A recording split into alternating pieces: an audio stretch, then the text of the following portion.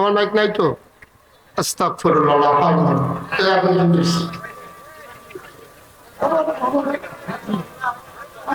না, তার কপালও কিতে আছে না কইলাম। এই জন্য আমি অনেক জায়গায় মাইক মেন ফিস মরা বান দিয়ে হটাই দিই, যাইতে সময় বান করলা দেখতে আটকে আটকে পারছি না। এটা গুতাগুতি করে মাইকটা চলতেছে বালা হু দুদি।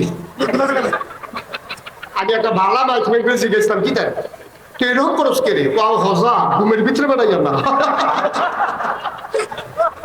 স্বপ্ন বিলাইতে নেতা করে গুতাগুতি।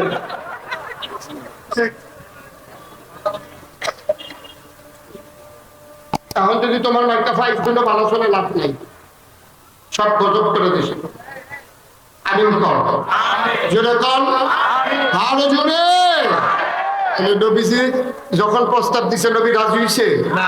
নবী কইছে সূর্য দেওয়া যাবে, চন্দ্র দেওয়া যাবে, খোদার কসম এক আল্লাহর পথ থেকে এই গোলামকে দূরে সরানো যাবে না। ঠিক কি না বলো? এটার নাম ইসলাম। ইসলাম এটার না যারা ইসলাম মানতে গেলে বিপদ আপদ আইবই। বিপদ ছাড়া কি এর ইসলাম? ইসলামের পথ ফুল বিছানো নয়, ইসলামের পথ হচ্ছে কণ্টকাকীর্ণ, পথ কাটা বেছানো।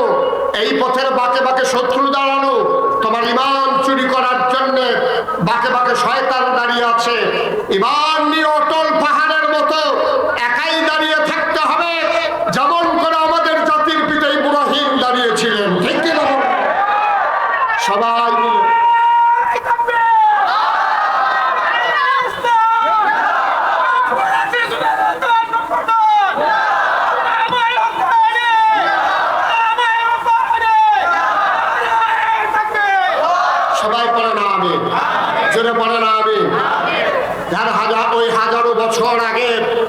মুসলমানের জাতির পিতা যিনি ইব্রাহিম, ইব্রাহিম আলাইহিস সালামের জমানায় নমরুদ যখন খোদাই দাবি করেছিল, ইব্রাহিম ছিল একা। ঠিক কিনা বলো? সেই আমাদের বাবা, আমাদের আব্বা, আমাদের জাতির পিতা ইব্রাহিম একা একদিকে দাঁড়িয়ে আছে, আর নমরুদের মন্ত্রী, এমপি, উজির নাজির, উপদেষ্টা, পুলিশ, র্যাব, গোয়েন্দা সব মিল্লা একদিকে, আমাদের আব্বা একদিকে। সবাই মিল্লা ইব্রাহিম নমরুদের সাজদা দিছে। আব্বা কি দিছিল? আব্বা বলছেন সাকিম, আমি অসুস্থ। আব্বা ময়দানেই যায় নাই, আব্বা প্রমাণ করে দিয়েছে। এই ফুতাত,